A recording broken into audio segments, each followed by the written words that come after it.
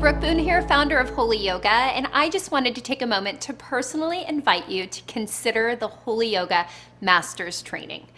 Yoga is our modality. So when we study, or what we study in the Master's Program, it's not just a faith kind of journey, but it's a really in-depth study of what is yoga, what is the history, what are chakras, what are sutras, what are yamas and niyamas, and what does God think about them?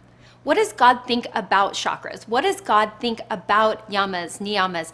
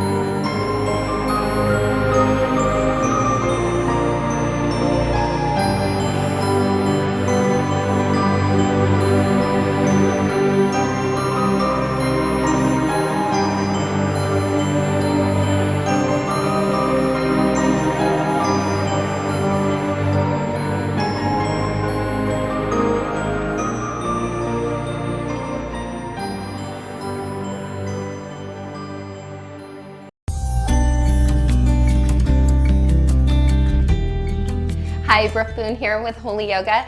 Another quick meditation here, just a little explanation of some of these yoga terms that are floating around. I get a lot of questions about what does Holy Yoga think about this or that? And today we're going after the idea of Om. What does it mean to Om? Does Holy Yoga Om? Why do you Om, or why don't we in Holy Yoga Om? And so I thought I'd address that quickly. Om, classically, in the yogic perspective, is that it is the vibrational hum of the universe. That at the base of everything, there is this hum or vibration that is the unifying sound of the universe, is what the yogic perspective of Om is. So they practice the Om in order to combine energies in class, basically. So it's not about a deity. It's not necessarily about worship at all. What it is it's, okay, there is this natural hum of the universe, this creative hum, and what we want to do is we want to Om so that all of us kind of get on the same collective page. That's really what Om is in a yoga class that you would find anywhere, at a gym or a yoga studio. The idea is to bring the energy together.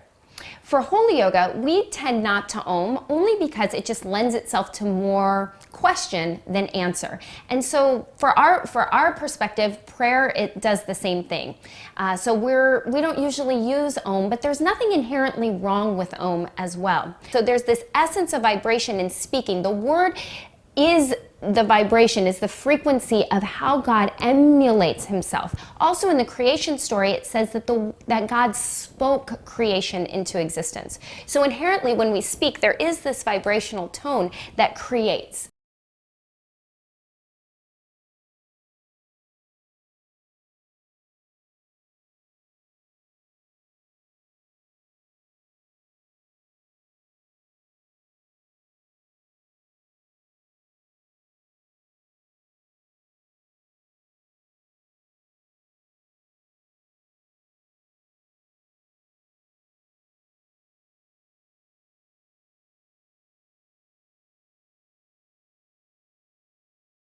Welcome. My name is Jill Fisk.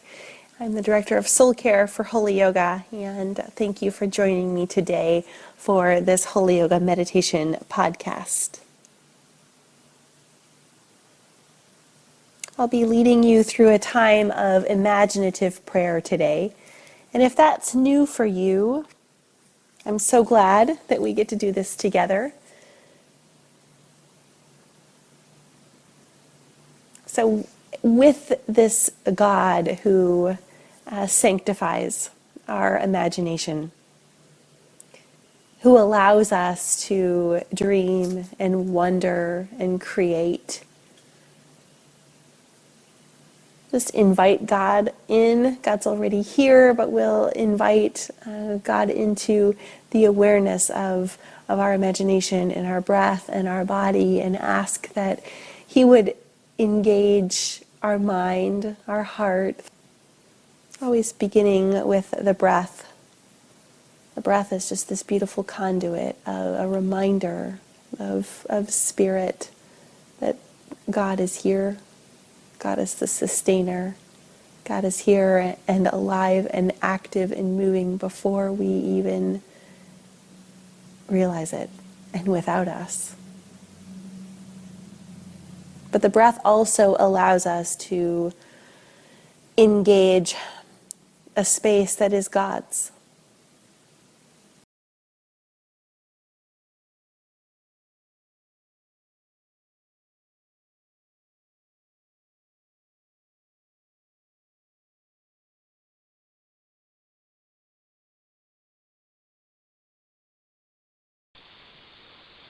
And just take a moment and settle in, quiet your heart.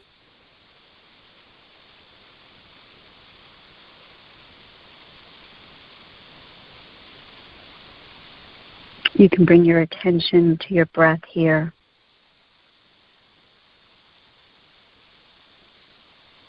Just inhaling the quiet.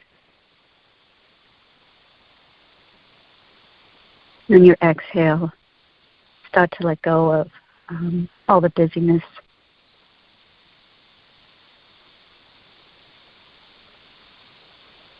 All the thoughts.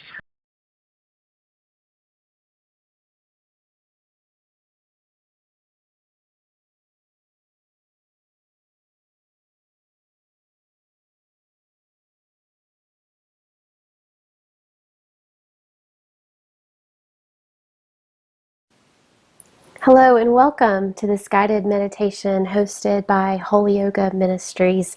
I'm Whitney Simpson and I'm honored to be in prayer with you today during this short 10 minutes of just being still with God, noticing your breath, engaging that with your whole self, and pausing to pray in this way.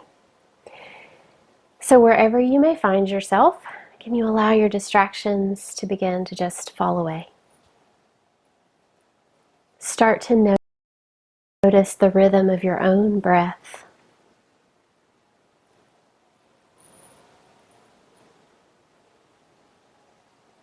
As you notice the breath, allowing it to slowly enter and exit through your nose, filling your lungs, traveling into your diaphragm.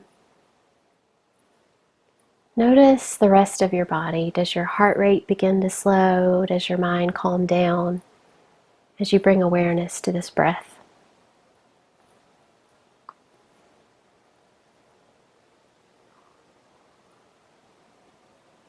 And with your focus continuing to be on the breath, as your mind wanders in this 10 minutes, just come back to the breath. Allow it to be your anchor. The ancient practice of breath prayer uses the gift of our breath to call on the name of God and to express a longing in our heart. So today, as we bring this passage to life through breath prayer, as we connect with it through breath prayer, as we listen through breath prayer, begin to inhale with the name of God, Emmanuel.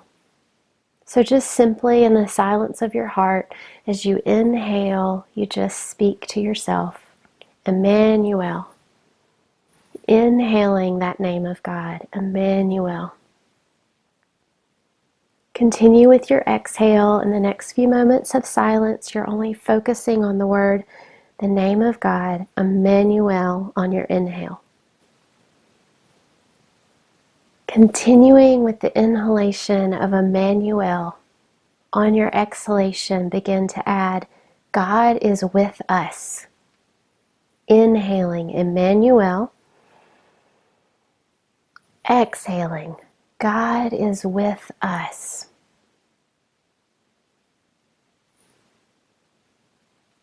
Inhaling, Emmanuel. Exhaling, God is with us.